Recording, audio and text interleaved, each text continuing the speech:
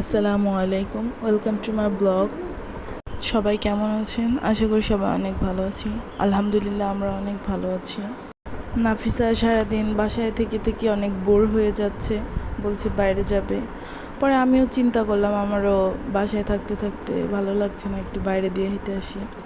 পরে আমরা সবাই মিলে মাঠে চলে গিয়েছিলাম।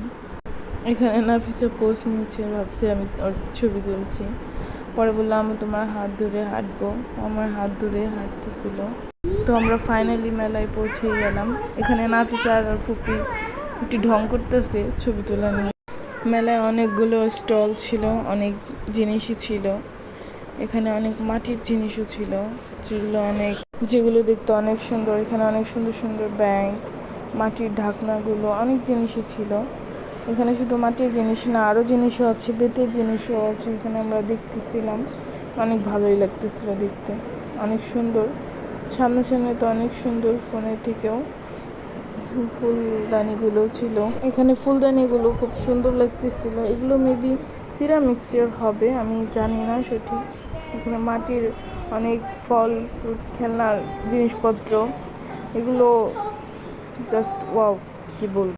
এখানে আরও কাপড়ের দোকানও ছিল, অনেকগুলো স্টল ছিল। তো ওই দিন অনেক গরম ছিল, যার কারণে আমরা ঘুরতে ঘুরতে পুরো পাগল হয়ে গেছি। গরমে অবস্থা শেষ, ঘেমে গেছে। পরে ভাবলাম একটু মাঠের পাশেই শহীদ চত্বর বলে এটা মনে হয়, তো ওইখান দিয়ে আমরা একটু হাঁটতেছি। আর নাফিসা তো খোলা মেলা জায়গা পেয়ে দৌড়াদৌড়ি শুরু করছে। এখানে অনেক ভালোই লাগে আমার, কাজ, পুকুরে মাছ। তারপরে এখানে মানুষও কম ছিল একটু। আবার আমরা ঘোরাঘুরি শেষে মেলায় সন্ধ্যা হয়ে আসছে, আমাদের বাসায় যেতে হবে। তো একটু ঘোরাঘুরি করে এখান থেকে আমরা একটু খাবার নিয়েছিলাম, বার্গার নিয়েছিলাম। বার্গারটা নেওয়ার পরে আমরা সবাই বাসায় চলে আসি, রাত হয়ে যায়।